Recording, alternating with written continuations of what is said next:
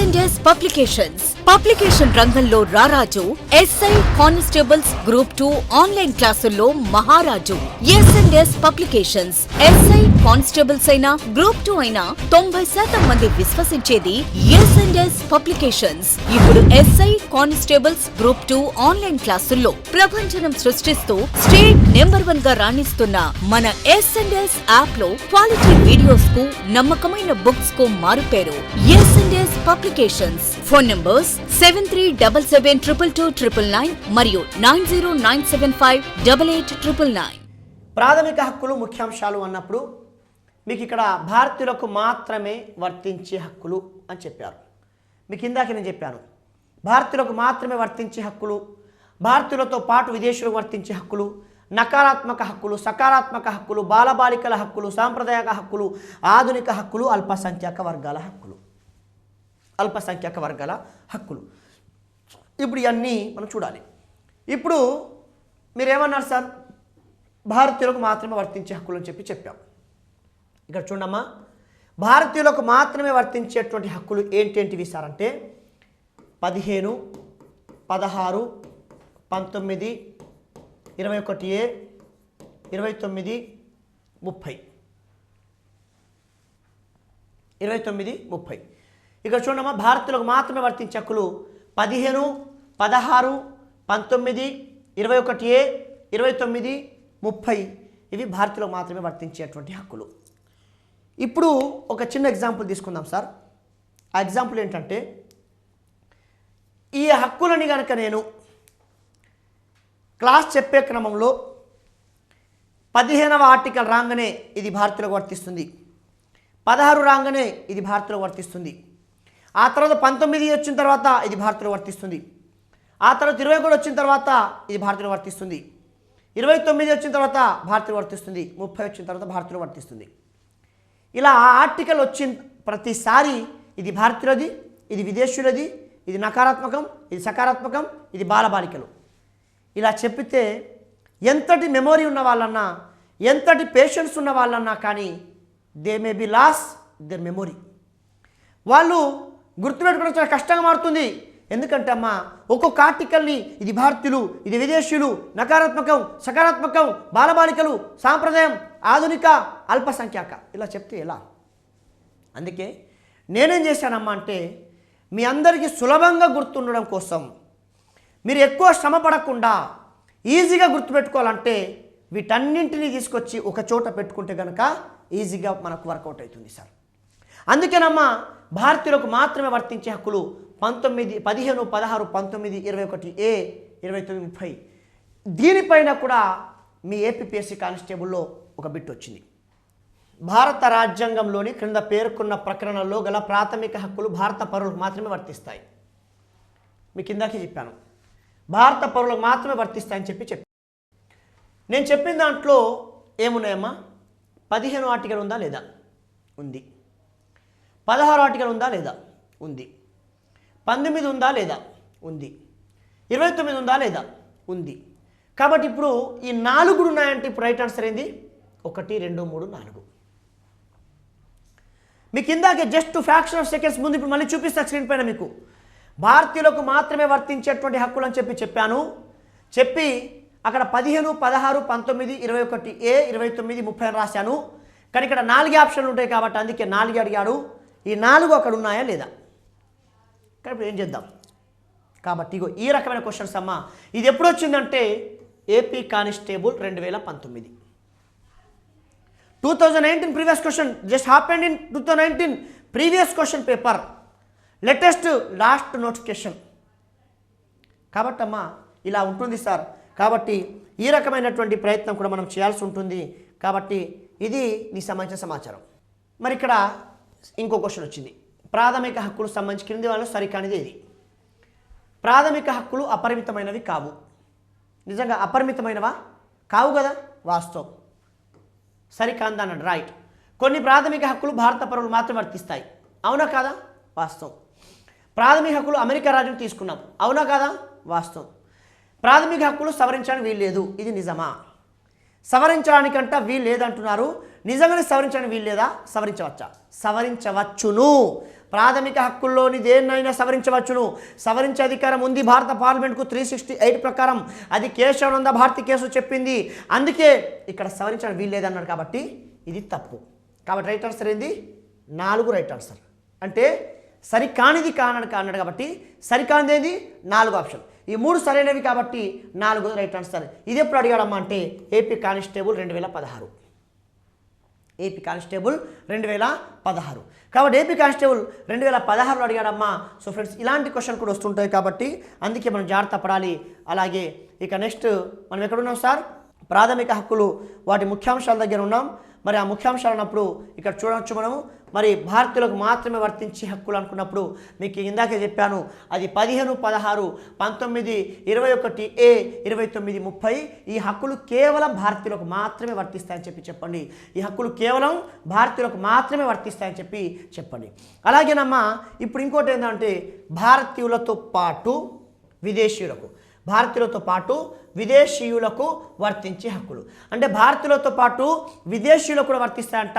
మరి భారతీయులతో పాటు విదేశీయులకు వర్తించే హక్కులు ఏంటమ్మా అంటే 14, 20, 21, 22, 23, 24, 25, 27, 28. చూసారా? భారతీయులతో పాటు విదేశీయులకు వర్తించే హక్కుల దగ్గర నేను ఏం రాశాను? 14, 20, 21, 22, 23, 24, 25, 27, 28. ఏది స్కిప్ అయింది? 26 స్కిప్ అయింది. అంటే 14 ప్లస్ 22, 28 -26. కాబట్టి 26 ఆర్టికల్ అనేటువంటిది అది సంస్థలు సంఘాల నిర్వహణ కోసం స్థిరాచర ఆస్తులు సంపాదించుకోవచ్చును. కాబట్టి ఆ స్థిరాచర ఆస్తులు భారతీయులు మాత్రమే సంపాదించుకుంటారు, విదేశీయులకు లేదు. కాబట్టి అందుకేనమ్మా 26 మైనస్ అయింది. ఆ తర్వాత 14, 20, 21, 22, 23, 24, 25, 27, 28. క్లియర్? రైట్. ఆ తర్వాత అమ్మా ఇక్కడ చూస్తున్నారు నకారాత్మక హక్కులు. ఇప్పుడు నకారాత్మక హక్కులు అంటే మీకు అర్థం కావాలి. మీకు నకారాత్మక హక్కులు అంటే ఇంకో భాషలో చెప్తే కానీ అర్థం కాదు, ఆ భాష మీకు అర్థం కాదు. కానీ నకారాత్మక హక్కులను దేన్ని అంటారు? ఈ నకారాత్మక హక్కులు అనేటువంటిది కూడా మనం తెలుసుకోవాలి. కాబట్టి ఆ నకారాత్మక హక్కులు అనేటువంటివి మరి ఏ హక్కులు నకారాత్మక హక్కులు అన్నప్పుడు ఇక్కడ చూడండి. నకారాత్మక హక్కులు అంటే ఏంటమ్మా అంటే 14, 15, 16, 20, 21. 14, 15, 16, 20, 21 నకారాత్మక హక్కులు. నకారాత్మక హక్కులు అంటే ఏంటమ్మా అంటే ప్రభుత్వ అధికారాలపై పరిమితులు విధించేవి.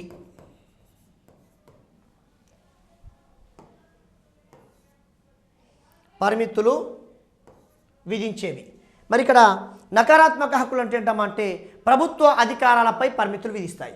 ఇక్కడ నకారాత్మక మీన్ ప్రభుత్వ అధికారాలపై పరిమితులు విధిస్తాయి.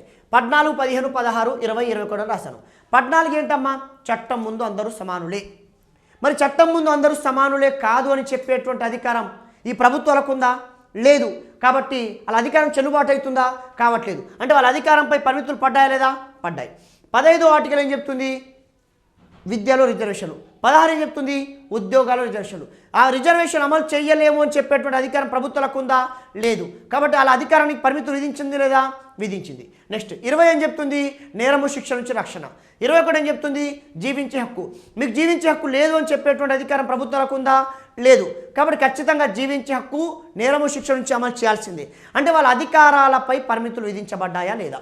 ఖచ్చితంగా విధించబడ్డాయి. అందుకే నకారాత్మక మీన్ ప్రభుత్వ అధికారాలపై ఏ హక్కులైతే పరిమితులు విధిస్తున్నాయో వాటిని నకారాత్మక హక్కులు అంటారు.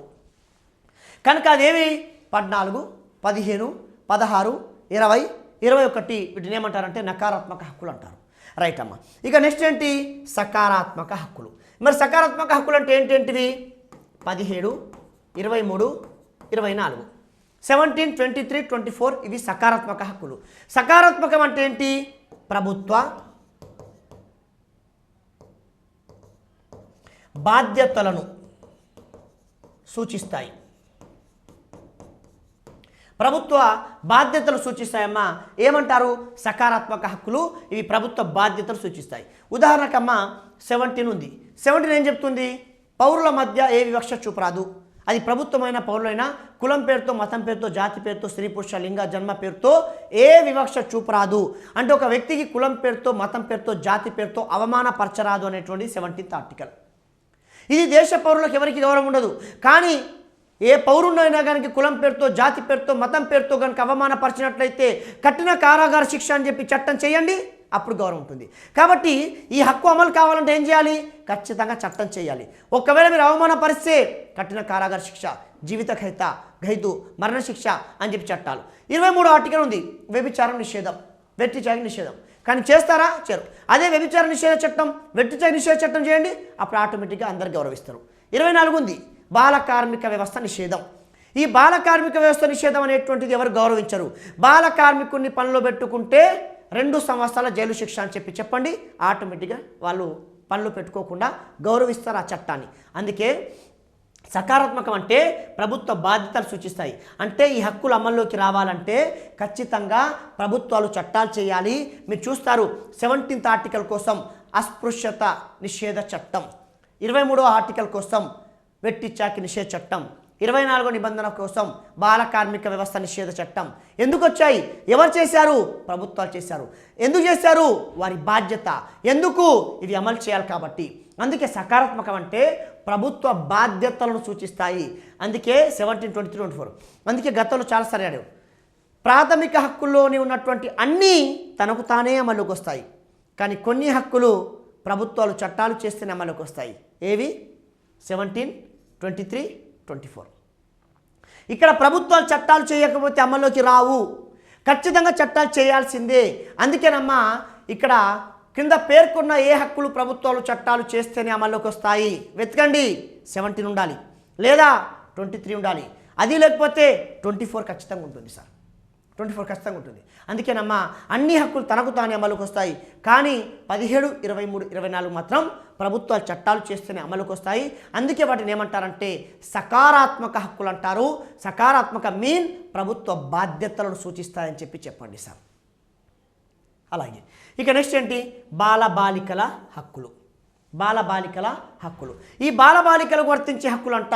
ఏ హక్కులు అంటే అమ్మా 21A, 23, 24 బాలబాలికలకు చెందినటువంటి హక్కులు అంటే 21A 6 నుంచి 14 సంవత్సరాల లోపు బాలబాలికలకు ఉచిత నిర్బంధ విద్య. 23 ఈ వ్యభిచారం బాలికలకు నిషేధించడమైంది, వెట్టిచాకి నిషేధించమైంది, అక్రమ రవాణా, అక్రమ కొనుగోలు అమ్మకాలు నిషేధించడం జరిగింది. 24 బాల కార్మిక వ్యవస్థ నిషేధం. ఈ 3 ఎవరి కోసం? బాలబాలికల కోసమే. కాబట్టి అందుకే బాలబాలికల హక్కులు ఏంటంటే 21A, 23, 24. ఒకవేళ మీరు ఎగ్జామ్లో ఈ ప్రిపరేషన్ లేకుండా డైరెక్ట్ వెళ్ళి బాలబాలికల హక్కులు అంటే ఇలా జుట్టు బీక్కుంటారు, గుర్తుకు రాదు. ఎందుకంటే ఆ టైంలో ఆలోచించాలి. 14 ఏంటి, 15 ఏంటి, 16 ఏంటి ఎంత ఆలోచించేసరికి నీకు 10 నిమిషాలు టైం పట్టుద్ది. అప్పుడు పేపర్ వచ్చి లాక్కుంటారు.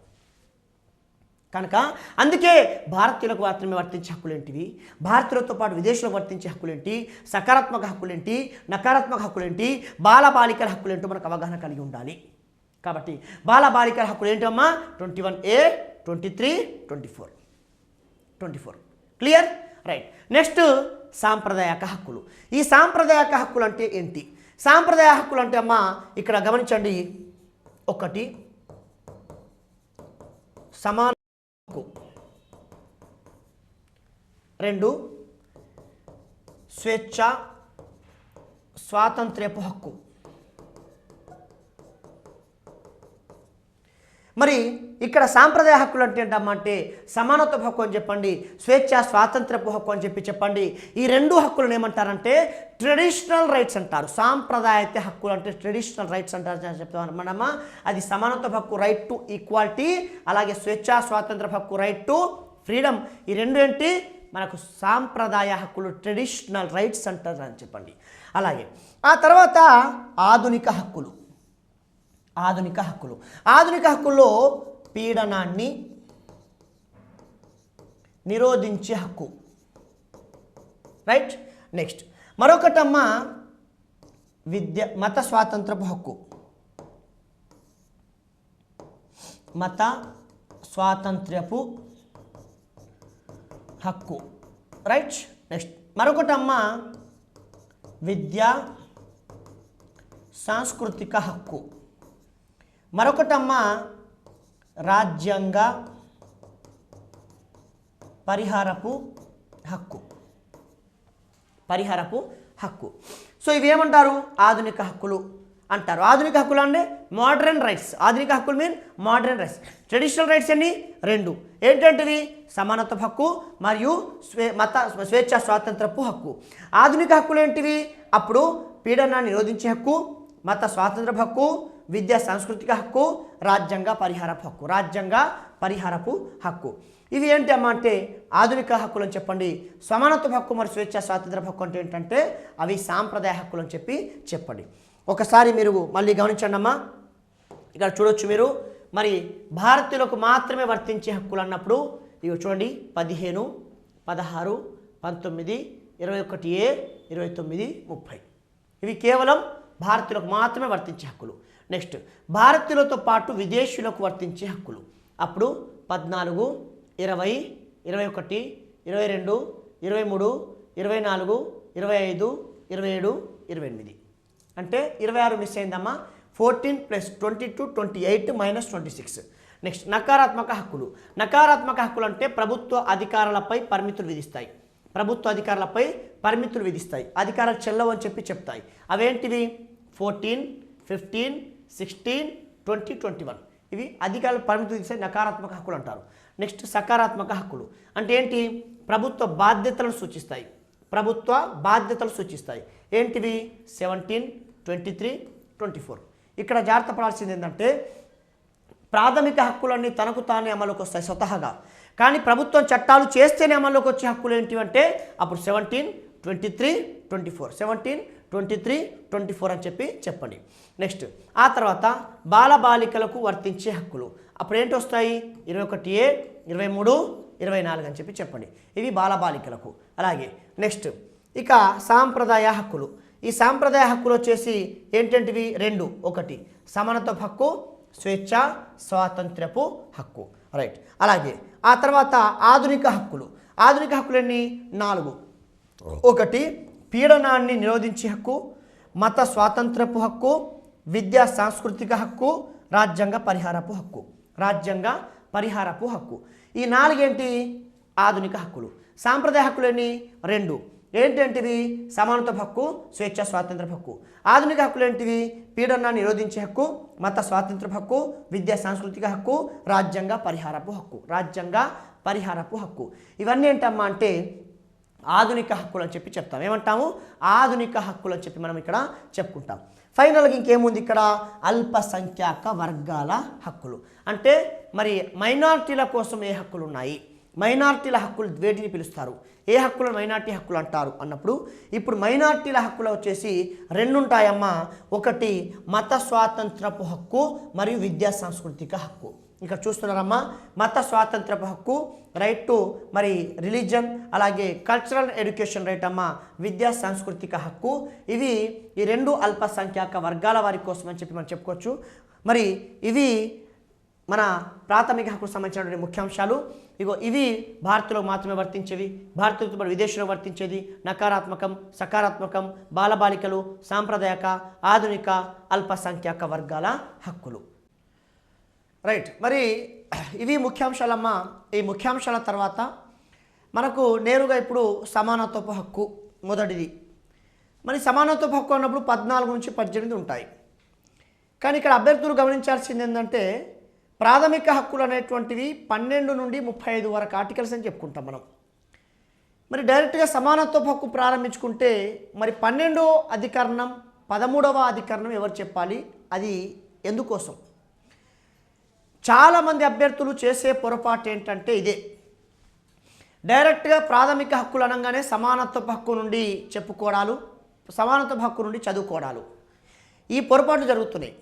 కానీ వాస్తవంగా 12వ నిబంధన 13వ నిబంధన మీద కనుక మీకు అవగాహన లేకపోతే, దీని పట్ల మీకు అవగాహన లేకపోతే మీరు ఆ ప్రాథమిక హక్కులన్నీ కూడా నేర్చుకున్న ఉపయోగం ఉండకపోవచ్చు. అందుకే 12వ 13వ నిబంధనలే మొత్తం ప్రాథమిక హక్కుల పైన చాలా ముఖ్యమైనటువంటి అంశాన్ని ప్రదర్శిస్తాయి. కనుక ప్రతి ఆస్పిరెంట్ కూడా ఖచ్చితంగా తెలుసుకోవాల్సినటువంటి ప్రకరణలు లేక ఆర్టికల్స్ ఏంటివి అనుకున్నప్పుడు అది 12వ 13వ నిబంధన. ఇవి తెలుసుకోకుండా మనము ప్రాథమిక హక్కులని అధ్యయనం చేయడం అంత ఉపయోగకరమైంది కాదు. అందుకేనమ్మా సమానత్వ హక్కుని వెళ్ళే కంటే, సమానత్వ హక్కుని గురించి చర్చించుకునే కంటే ముందు we have to discuss first 12th article and 13th article. ఇక్కడ కనుక 12వ నిబంధన చూస్తే, మరి 12వ అధికరణ లేక 12వ నిబంధన, 12వ ప్రకరణ, 12వ ఆర్టికల్ అన్నీ కూడా మనం పర్యాయపదాలుగా వాడతాం. ఇది ఏం చెప్తుందమ్మా అంటే రాజ్యం నిర్వచనం గురించి తెలియస్తుంది. రాజ్యం నిర్వచనం గురించి తెలియస్తుంది. మరి ఇక్కడ రాజ్యం నిర్వచనం గురించి తెలియస్తుంది 12వ అధికరణ. మరి ఇక్కడ రాజ్యం నిర్వచనం 12th ఆర్టికల్ కదా సార్. మరి ఇక్కడ అడగొచ్చు ఏంటంటే అసలు 12వ నిబంధన దగ్గర రాజ్యం గురించి ఎందుకు చెప్తున్నారనేటువంటి అనుమానం ఎవ్రీ ఆస్పిరెంట్కి వస్తుందమ్మా. కారణం ఏంటంటే ఎవరికైనా అనిపించాలి ప్రాథమిక హక్కులు అనేటువంటి ఒక టాపిక్లో రాజ్యం అనే టాపిక్ ఎందుకు వచ్చింది, ప్రాథమిక హక్కులు అనేటువంటి ఈ టాపిక్లో రాజ్యం అనేటువంటి పదాన్ని, రాజ్యం అనేటువంటి నిర్వచనాన్ని ఎందుకు చెప్పుకోవాలి ఇక్కడ, అసలు దానికి దీనికి ఉన్న సంబంధం ఏంటి, రెండు వేరు. అసలు రాజ్యానికి ప్రాథమిక హక్కులకు ఏంటి సంబంధం అనేటువంటి ఆలోచన చాలామంది ఆస్పిరెంట్కి వస్తుంది. చాలామంది ఫ్యాకల్టీలు కూడా దీన్ని స్కిప్ చేస్తారు. ఏంటి సంబంధం అనుకున్నప్పుడు అదంతే 12th ఆర్టికల్. అది కాదు సార్. రాజ్యం నిర్వచనం మీద మనకు స్పష్టమైన అవగాహన ఉండాలి. రాజ్యం నిర్వచనం పొందుపరచడానికి ప్రధాన కారణం ఏంటో కూడా మీకు నేను చెప్పాలి. ఎందుకంటే ప్రాథమిక హక్కులను అమలు చేయాల్సినటువంటి బాధ్యత ఎవరిది సార్? రాజ్యం. రాజ్యం అంటే ఎవరు? ప్రభుత్వం. అంటే జనరల్గా ప్రభుత్వాన్ని మనము ఈ రాజ్యాంగ పరిభాషలో, రాజనీతి పరిభాషలో రాజ్యం అని మాట్లాడతామమ్మా. కారణం ఏంటంటే సివిక్స్ కానీ అంటే సిఈసి, హెచ్ఈసి చదువుకున్నటువంటి వాళ్లకు ఇంటర్మీడియట్ ఫస్ట్ ఇయర్లో రాజ్యం లక్షణాలు, రాజ్యం నిర్వచనం అనేటువంటిది మనకు వస్తుంది సార్. రాజ్యం మీన్ మనం ఇక్కడ ప్రభుత్వంగా వాడతాం. ఈ రెండు పర్యాయపదాలుగా చూసుకోవాలి. రాజ్యం, ప్రభుత్వం రెండు ఒకటే. సో ప్రాథమిక హక్కులని అమలు చేయాల్సినటువంటి బాధ్యత రాజ్యం లేక ప్రభుత్వంది ఉంది. అంటే ప్రాథమిక హక్కుల అమలు బాధ్యత ఈ ప్రభుత్వం పైన అంటే రాజ్యం పైన ఉంది. కరెక్టే. ఇప్పుడు ఈ ప్రాథమిక హక్కులు అనేటువంటివి రాజ్యానికి ఇష్టంగా ఉన్నాయా, ఇష్టం లేకున్నాయా? అంటే రాజ్యాంగానికి అనుకూలంగా, అంటే రాజ్యానికి ఇష్టంగా పొందుపరచాలి, ఇష్టం లేకుండా అంటే ప్రాథమిక హక్కులు అమలు కావడం ఏ ప్రభుత్వానికి కూడా ఇష్టం ఉండదు. కారణం ఏంటంటే ప్రాథమిక హక్కులు ఉండడం వల్ల ఈ దేశ పౌరులు ప్రభుత్వాన్ని నిలదీస్తారు, ప్రశ్నిస్తారు కాబట్టి అందుకే ఏ ప్రభుత్వం కూడా, ఏ రాజ్యం కూడా ప్రాథమిక హక్కులు అమలు కావడం ఇష్టము ఉండదు. అంటే ఒక్క మాటలో చెప్పాలంటే ప్రాథమిక హక్కులు అనేటువంటివి రాజ్యం యొక్క చర్యలకు వ్యతిరేకంగా గుర్తించబడ్డాయి. రాజ్యాంగంలో రాజ్యం చర్యలకు వ్యతిరేకంగా ఈ హక్కులు అనేటువంటివి గుర్తించబడ్డాయని చెప్పి మనం ఇక్కడ చెప్పుకోవచ్చు. అంటే ప్రాథమిక హక్కులు అమలు కావడం ప్రభుత్వానికి ఇష్టం లేదు, కానీ రాజ్యాంగం ప్రకారం తప్పదు కాబట్టి ప్రాథమిక హక్కులు అమలు చేయాల్సిన బాధ్యత ఈ రాజ్యం లేక ప్రభుత్వం పైన ఉంది. కానీ వాళ్ళకు మాత్రం ఇష్టం ఉందా? లేదు. ఎందుకు? ఇవి వాళ్ళని ప్రశ్నిస్తాయి కాబట్టి, వీటి ద్వారా పౌరులు ప్రశ్నిస్తారు కాబట్టి వాళ్ళకి ఇష్టం లేదు. కానీ అమలు చేయాల్సిన బాధ్యత నుండి తప్పించుకోవడానికి లేదు కాబట్టి అందుకేనమ్మ రాజ్యం, ప్రభుత్వం అమలు చేయాలి అని చెప్తుంది. మరి ఈ క్రమంలో ప్రాథమిక హక్కులను అమలు చేసేటువంటి బాధ్యత ఈ ప్రభుత్వానికి, రాజ్యానికి ఉంది అని చెప్పి మీరు చెప్తున్నారు సార్. ఇక్కడ వరకు బాగుంది. కానీ ఇప్పుడు రాజ్యం అంటే ఎవరు, ప్రభుత్వం అంటే ఎవరు? ఇప్పుడు ఆస్పిరెంట్స్కి నేను అడగదలుచుకున్నాను. ఎవరు అసలు రాజ్యం అంటే, ఎవరు ఈ ప్రభుత్వం అంటే? ఇప్పుడు రాజ్యం అంటే ఏంటో, ప్రభుత్వం ఏంటో అనేటువంటి అవగాహన మీకు లేనప్పుడు, ఇప్పుడు మీకు ప్రాథమిక హక్కులు కనుక ఉల్లంఘన జరిగినప్పుడు మీరు అప్పుడు ఎవరిని అడగాలి? ప్రభుత్వం అంటే ఎవరు? మీరు అంటారు ప్రభుత్వం అంటే జగన్ ప్రభుత్వం, మోడీ ప్రభుత్వం అంటారు. ఇది కాదు సార్. ఇలా జగన్ ప్రభుత్వం, మోడీ ప్రభుత్వం కాదనేటువంటి తెలుసుకోనంత తెలియనటువంటి అమాయకులు ఉన్నారా ఈ సమాజంలో?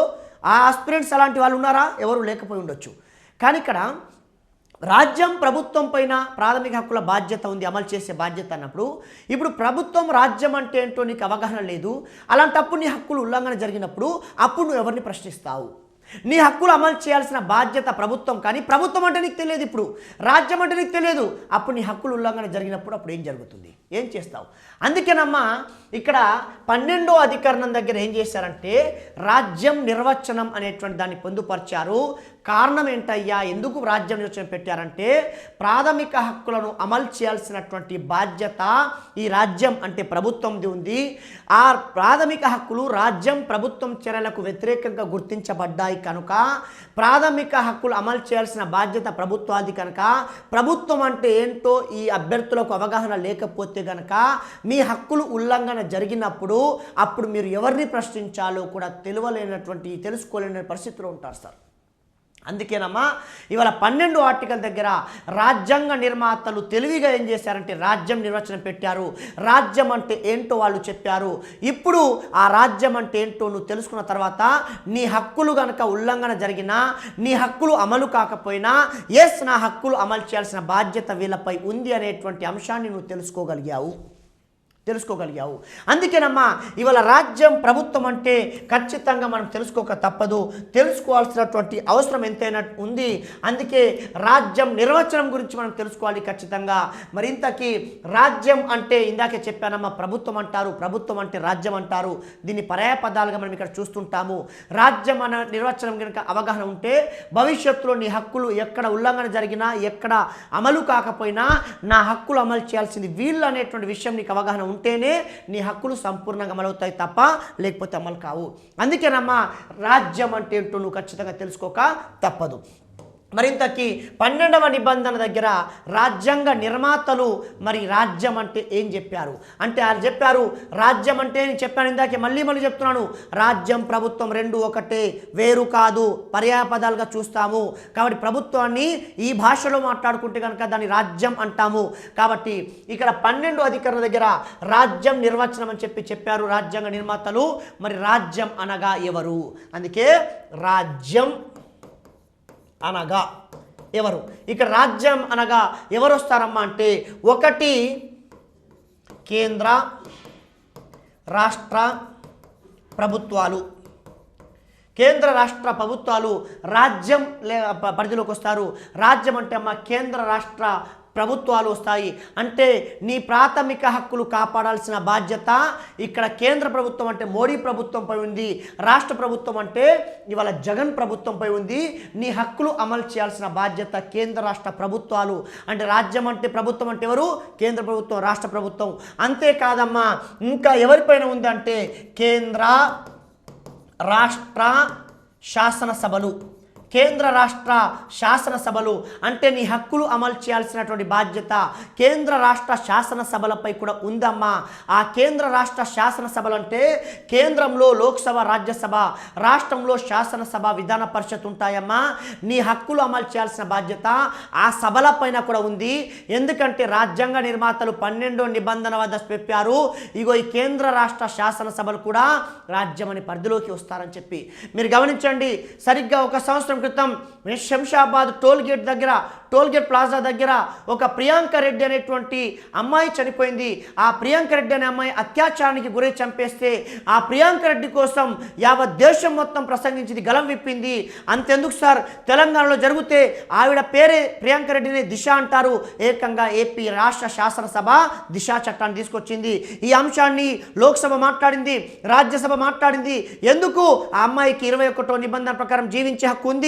కానీ ఇలా ప్రాథమిక హక్కుల ఉల్లంఘన జరిగి కొంతమంది నిందితులు, కొంతమంది ఆ అమ్మాయిని అత్యాచారం చేసి అత్యంత దారుణంగా హత్య చేశారు. కాబట్టి యావత్ దేశాన్ని కదిలించింది, మాట్లాడారు. కారణం ఏంటంటే ఇవాళ రాజ్యం పరిధిలోకి వస్తారు కాబట్టి ఇవాళ కేంద్రంలో లోక్సభ, రాజ్యసభ మాట్లాడింది, రాష్ట్రాల్లో శాసనసభ, విధాన పరిషత్తులు మాట్లాడాయి. కారణం ఏంటంటే ప్రాథమిక హక్కులు అమలు చేయాల్సిన బాధ్యత రాజ్యం. రాజ్యం అంటే కేంద్ర రాష్ట్ర ప్రభుత్వాలే కాదు, కేంద్ర రాష్ట్ర శాసనసభలని కూడా మీకు చెప్పదలుచుకున్నాం. అంతేకాదు ఆ తర్వాత ఇంకా ఎవరు వస్తారు సార్ రాజ్యం పరిధిలోకి అంటే చెప్పండి?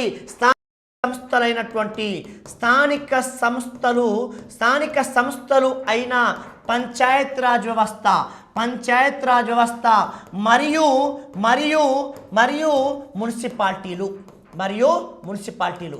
మరి స్థానిక సంస్థలో భాగంగా పంచాయతీరాజ్ వ్యవస్థ మున్సిపాలిటీలు కూడా అమ్మా ఇవాళ రాజ్యం పరిధిలోకి వస్తారు. ఎందుకంటే ఇవాళ నీ హక్కులు అమలు కానప్పుడు నీకు జగన్ ప్రభుత్వం అంటే తెలియదు, నీకు మోడీ ప్రభుత్వం అంటే తెలియదు, నీకు లోక్సభ రాజ్యసభ తెలియదు, నీకు శాసనసభ విధాన పరిషత్ తెలియదు. కానీ నువ్వు గ్రామంలో బ్రతుకుతున్నావు. నీ గ్రామంలో నువ్వు ఒక పట్టణంలో ఉంటే కనుక ఆ పట్టణంలో ఉన్నటువంటి మేయర్, ఆ యొక్క కార్పొరేటర్లు, నువ్వు మామూలు చిన్న పట్టణంలో ఉంటే కనుక మున్సిపల్ చైర్మన్, ఆ కౌన్సిలర్లు, నువ్వు ఒక గ్రామంలో ఉంటే కనుక ఒక జడ్పీ చైర్మన్, ఒక జడ్పీటీసీ, ఒక ఎంపీపీ, ఒక ఎంపీటీసీ, ఒక సర్పంచ్, చివరికి వార్డు మెంబర్ కూడా నీ హక్కులు కాపాడాలి. వార్డు మెంబర్ కూడా నీ హక్కులు అమలు చేయాలి. కారణం ఏంటంటే ఇవాళ స్థానిక సంస్థలైనటువంటి పంచాయతీరాజ్ వ్యవస్థ మున్సిపాలిటీలు కూడా రాజ్యం పరిధిలోకి వస్తారు. అంటే నీ హక్కులు అమలు చేయాల్సినటువంటి బాధ్యత ఎవరిదంటే రాజ్యం అని చెప్పాము. రాజ్యం అనగా ఎవరంటే కేంద్ర రాష్ట్ర ప్రభుత్వాలు. ఒకవేళ వాళ్ళు నీకు అందుబాటులో లేకపోతే కేంద్ర రాష్ట్ర శాసనసభలు, అవి నీకు అందుబాటులో లేకపోతే స్థానిక సంస్థల పంచాయతీరాజ్ వ్యవస్థ మున్సిపాలిటీలు కూడా మా రాజ్యం పరిధిలోకి వస్తాయని చెప్పి మీకు స్పష్టంగా చెప్పదలుచుకున్నాం. అంతేనా? ఇంకా ఉన్నారా? ఎస్, ఇంకా ఉన్నారు. ఇంకా ఎవరున్నారు సార్ అంటే ప్రభుత్వ ఆదేశాల ద్వారా ఏర్పడిన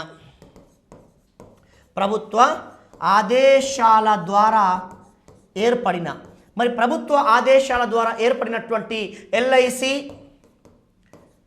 ఓఎన్జీసీ, ఎన్టీపీసీ ఇవన్నీ కూడా ఏంటమ్మంటే ప్రభుత్వాల ద్వారా ఏర్పడినాయి. కాబట్టి ఇలా ప్రభుత్వ ఆదేశాల ద్వారా ఏర్పడిన సంస్థలను పనిచేస్తున్నావా? ఎల్ఐసియా, ఓఎన్జీసీయా, ఎన్టీపీసీయా, ఇలాంటి సంస్థలు పనిచేసిన ఇలాంటి క్రమంలో ఈ చోట్ల నీ ప్రాథమిక హక్కుల ఉల్లంఘన జరిగినా, నీ ప్రాథమిక హక్కులు అమలు కాకపోయినా, ఇగో నీ హక్కులు అమలు చేయాల్సిన, కాపాడాల్సిన బాధ్యత ఎల్ఐసి, ఓఎన్జీసీ, ఎన్టీపీసీ లాంటి ఇతర ఏదైనా సరే ప్రభుత్వ ఆదేశాల ద్వారా ఏర్పడిన సంస్థలపైన ఉంది. ఎందుకంటే ఇవి కూడా రాజ్యం పరిధిలోకి వస్తాయి కాబట్టి. కనుక అమ్మ ఇవాళ 12వ ఆర్టికల్ రాజ్యం నిర్వచనం గురించి చెప్తుంది. ఎందుకు రాజ్యం నిర్వచనం గురించి తెలుసుకోవాలి, మనం ఏంటి కారణం రాజ్యం నిర్వచనం గురించి ఎందుకు తెలుసుకోవాలి అనుకున్నప్పుడమ్మా ఇవాళ ప్రాథమిక హక్కులు అమలు చేయాల్సినటువంటి బాధ్యత ప్రభుత్వంపై, రాజ్యంపై ఉంది. కాబట్టి రాజ్యం అంటే ఏంటో నీకు స్పష్టమైన అవగాహన లేకపోతే, నీ హక్కులు ఎవరైనా ఉల్లంఘించినా, అమలు చేయకపోయినా అప్పుడు రాజ్యం అంటే ఎవరిని ప్రశ్నిస్తావు, ఎవరిని ఆశ్రయిస్తావు? నీకు రాజ్యం అంటే ఏంటో అవగాహన లేదు. అందుకేనమ్మా ఇలా 12వ నిబంధన మీద నీకు అవగాహన లేకపోతే ప్రాథమిక హక్కులు 100 నేర్చుకున్నా నువ్వు 100 సార్లు చదివినా ఉపయోగం లేదు. అక్కడ నీకు 12వ నిబంధన పైన స్పష్టమైన అవగాహన ఉండాలి. ఎందుకంటే నీ హక్కులు అమలు చేయాల్సిన బాధ్యత రాజ్యం నిర్వచనంపై ఉంది కాబట్టి. కనుక అమ్మ ఇలా మీకు రాజ్యం నిర్వచనం పైన అవగాహన ఉండాలి. కాబట్టి అందుకే రాజ్యం అనగా ఏంటంటే కేంద్ర రాష్ట్ర ప్రభుత్వాలు, కేంద్ర రాష్ట్ర శాసనసభలు, స్థానిక సంస్థలైనటువంటి పంచాయతీరాజ్ వ్యవస్థ మున్సిపాలిటీలు, ప్రభుత్వ ఆదేశాల ద్వారా ఏర్పడిన ఎల్ఐసి, ఓఎన్జీసీ, ఎన్టీపీసీ లాంటి ఇతర సంస్థలు. అయితే సార్ మీరు అన్నట్టు నా హక్కుల విషయంలో రాజ్యం బాధ్యత అన్నారు, రాజ్యం అమలు చేయాలన్నారు.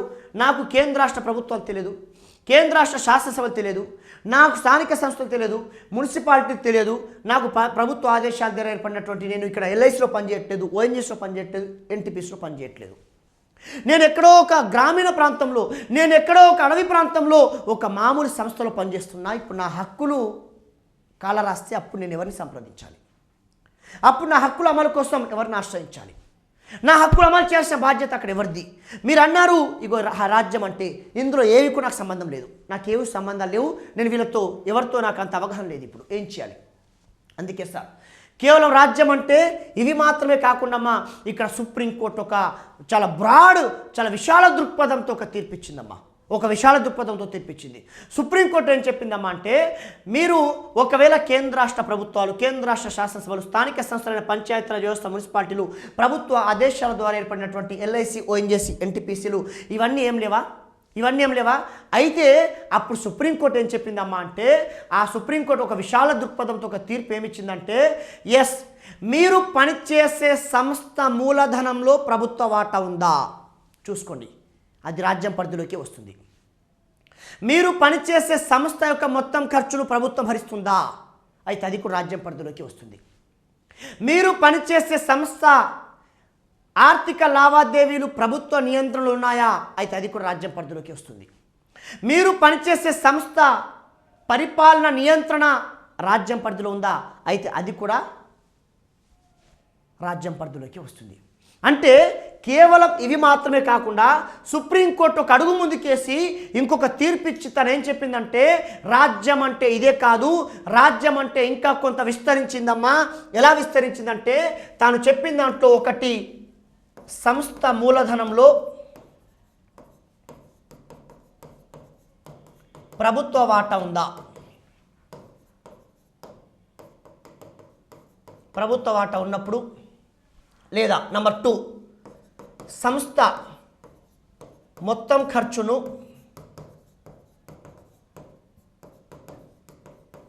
ప్రభుత్వం భరించినప్పుడు,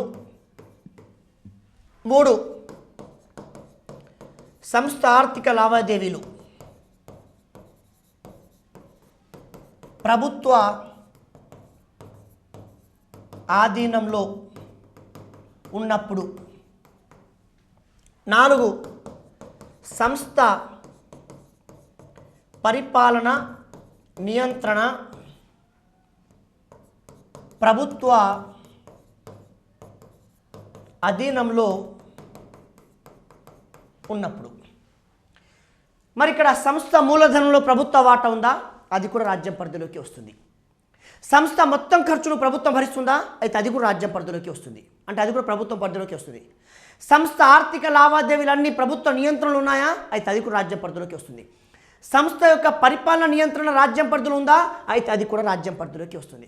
అంటే నేను ఏమంటుందమ్మా అంటే, మీకు ఇంతకుముందు ఏం చెప్పాను, రాజ్యం పరిధిలోకి అంటే రాజ్యం అనగా ఎవరు అంటే, రాజ్యం ఇవాళ భారతదేశంలో పౌరుల యొక్క ప్రాథమిక హక్కులు అమలు చేయాల్సిన బాధ్యత రాజ్యం లేక ప్రభుత్వం పోయింది. కాబట్టి రాజ్యం అంటే ఏంటో స్పష్టమైన అవగాహన లేకపోతే నీ హక్కులు ఎవరైనా కాలరాసినా అమలు చేయకపోయినా ఎవరిని ప్రశ్నిస్తావు? అందుకే రాజ్యం నిర్వచనం 12 ఆర్టికల్ దగ్గర పెట్టారు. అప్పుడు రాజ్యం అంటే ఏం చెప్పారు? రాజ్యాంగ నిర్మాతలు కేంద్ర రాష్ట్ర ప్రభుత్వాలు మన హక్కులు కాపాడాలి, అమలు చేయాలి. వాళ్ళు కాకపోతే కేంద్ర రాష్ట్ర శాసనసభలు కూడా రాజ్యం పరిధిలోకి వస్తారు, వాళ్ళు మన హక్కులు కాపాడాలి. వాళ్ళు లేకపోతే స్థానిక సంస్థలైన పంచాయతీరాజ్ వ్యవస్థ, మున్సిపాలిటీలు మన హక్కులు అమలు చేయాలి. ఎందుకు? వీళ్ళు కూడా ప్రభుత్వ లేక రాజ్యం నిర్వచనంలోకే వస్తారు. నెక్స్ట్, ప్రభుత్వ ఆదేశాల ద్వారా ఏర్పడిన ఎల్ఐసి, ఓఎన్జీసీ, ఎన్టీపీసీ లాంటి ఇతరత్ర సంస్థలు కూడా అవి కూడా రాజ్యం పరిధిలోకి వస్తాయి. ఇవన్నీ కూడా లేవా? ఇవన్నీ లేకపోతే మేము 4 అంశాలు చెప్తున్నాం, ఈ 4గింట్లో ఏ ఒకటి ఉన్నా అది కూడా రాజ్యం పరిధిలోకి వస్తుందని చెప్పింది. అవేంటమ్మా అంటే, సంస్థ మూలధనంలో ప్రభుత్వ వాటా ఉన్నప్పుడు, సంస్థ మొత్తం ఖర్చును ప్రభుత్వం భరించినప్పుడు, సంస్థ ఆర్థిక లావాదేవీలు ప్రభుత్వ నియంత్రణలో ఉన్నప్పుడు, సంస్థ పరిపాలన నియంత్రణ ప్రభుత్వ అధీనంలో ఉన్నప్పుడు. ఈ 4గింట్లో ఏ ఒక్కటి ఉందా చూసుకోండి. మీరు ఎక్కడ పనిచేయండి అమ్మా, భారతదేశంలో ఏ అడవిలో పనిచేయండి, ఎక్కడ పనిచేయండి, మీరు పనిచేసే సంస్థలో కనుక నేను రాజ్యం అని చెప్పిన చోట కేంద్ర రాష్ట్ర ప్రభుత్వాలు, కేంద్ర రాష్ట్ర శాసనసభలు, స్థానిక సంస్థలు, పంచాయతీరాజ్, మున్సిపాలిటీలు, ఎల్ఐసి, ఓఎన్జీసీ, ఎన్టీపీసీ లాంటి సంస్థలు లేకుండా ఈ 4గింట్లో ఏ ఒక్కటి ఉన్నా కానీ నీ హక్కులు కనుక అమలు కాకపోతే, నాకు సుప్రీంకోర్టు చెప్పింది ఈ యొక్క హక్కులు అమలు చేయాల్సిన బాధ్యత అంట మీ పైన ఉందంట అని చెప్పండి. ఈ 4 అంశాలలో ఏ ఒక్కటి ఉన్నా కానీ అది రాజ్యం పరిధిలోకి వస్తుందని చెప్పి సుప్రీంకోర్టు 1981లో అజయ్ సాహే వర్సెస్ ఖాలిద్ ముజీబ్, అజయ్ సాహే వర్సెస్ ఖాలిద్ ముజీబ్ 1981లో సుప్రీంకోర్టు తీర్పిచ్చిందమ్మా. అజయ్ సాహే వర్సెస్ ఖాలిద్ ముజీబ్ 1981లో 1981లో సుప్రీంకోర్టు తీర్పిచ్చిందమ్మా. అంటే ఇవాళ రాజ్యం అంటే ఏంటో నీకు స్పష్టమైన అవగాహన లేకపోతే నీ హక్కులు ఎలా అమలవుతాయి అనుకుంటున్నారు మీరు? అందుకేనమ్మా చాలామంది అభ్యర్థులు ప్రాథమిక హక్కులు అనగానే సమానత్వ హక్కు నుంచి స్టార్ట్ చేస్తారు. ఇలా ప్రాథమిక హక్కులు అనగానే ప్రాథమిక హక్కులు సమానత్వ హక్కు నుంచి ప్రారంభిస్తే దానివల్ల యూజ్ ఏంటి? దానివల్ల ఉపయోగం ఏంటి? రేపు నీ హక్కులు అమలు కాకపోతే ఎవరిని అడుగుతావు? అప్పుడు ప్రభుత్వం అంటావు. అసలు ప్రభుత్వం అంటే ఎవరు? అసలైన ప్రభుత్వం అంటే, రాజ్యం అంటే ఆ నిర్వచనం ఎక్కడ ఉందంటే 12వ నిబంధన వద్ద ఉంది. 12వ నిబంధన వద్ద ఉంది. కాబట్టమ్మా సుప్రీంకోర్టు స్పష్టంగా చెప్పింది, సంస్థ మూలధనంలో ప్రభుత్వ వాటా ఉన్నా, సంస్థ మూలధనంలో ప్రభుత్వ వాటా ఉన్నా, లేదా సంస్థ మొత్తం ఖర్చును ప్రభుత్వం భరించినప్పుడు, సంస్థ ఆర్థిక లావాదేవీలు ప్రభుత్వ అధీనంలో ఉన్నప్పుడు, సంస్థ పరిపాలన నియంత్రణ ప్రభుత్వ అధీనంలో ఉన్నప్పుడు, ఈ 4 సందర్భాల్లో ఏ ఒక్కటి ఉన్నా కానీ అది రాజ్యం పరిధిలోకి వస్తుందని చెప్పి సుప్రీంకోర్టు 1981లో అజయ్ సాహే వర్సెస్ ఖాలిద్ ముజీబ్ కేసులో తీర్పిచ్చింది. అజయ్ సాహే వర్సెస్ ఖాలిద్ ముజీబ్ కేసులో తీర్పిచ్చింది. రైట్, సరే సార్, మీరు అన్నట్టే 1981 అజయ్ సాహే వర్సెస్ ఖాలిద్ ముజీబ్ కేసులో ఈ పైన పేర్కొన్న వాటిలో ఏ ఒక్కటి ఉన్నా కానీ అది రాజ్యం పరిధిలోకి వస్తుందని చెప్పి మీరు చెప్పారు. సార్, నేను ఎక్కడ నేను ఏకంగా న్యాయ వ్యవస్థలో పనిచేస్తున్నా. మరి ఇప్పుడు నా హక్కులు అదే న్యాయ వ్యవస్థలో ఉల్లంఘన గురైతే, అదే న్యాయ వ్యవస్థలో ఉన్నప్పుడు నా హక్కులు అమలు కాకపోతే మరి ఇప్పుడు నేను ఎవరిని అడగాలి? మరి తీర్పు ఇచ్చేటువంటి న్యాయ వ్యవస్థ కూడా మరి ఏం చేయాలి? అప్పుడు నేను మీరు అన్నట్టు బయట ఉన్నానా, ఈ సంస్థలో ఉన్నానా, నా హక్కులు అమలు చేయడం కోసం, నా హక్కులు కాపాడడం కోసం వీళ్ళు ఉన్నారని చెప్పి నేను ఆశ్రయిస్తా. కానీ నేను స్వయంగా న్యాయ వ్యవస్థలో పనిచేస్తున్నా. అప్పుడు ఏం చేయాలి తెలుసా? ఎంత గొప్ప కేసు అంటే అమ్మా, ఎంత గొప్ప జడ్జిమెంట్ అంటే అప్పుడు సుప్రీంకోర్టు చెప్పింది, న్యాయస్థానాలు కూడా రాజ్యం పరిధిలోకి వస్తాయి.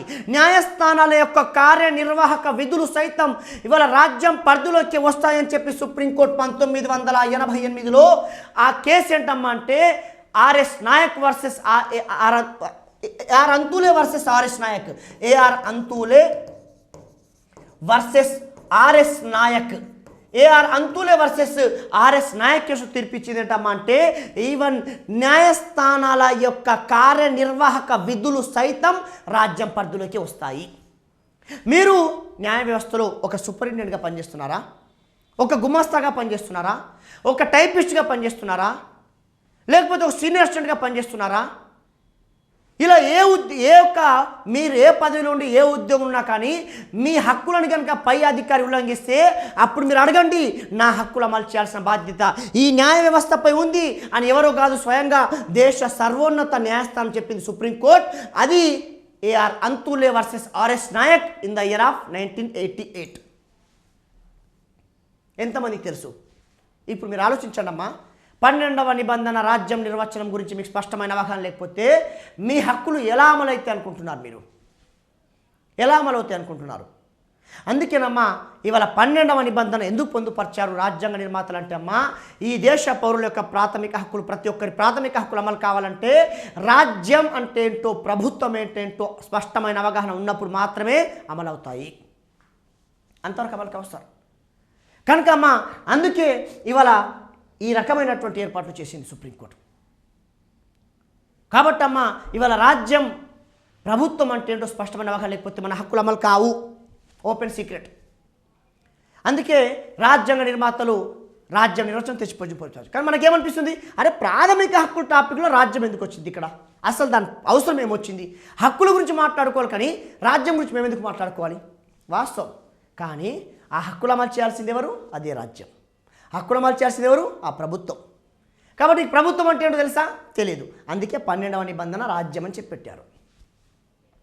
పెట్టారు.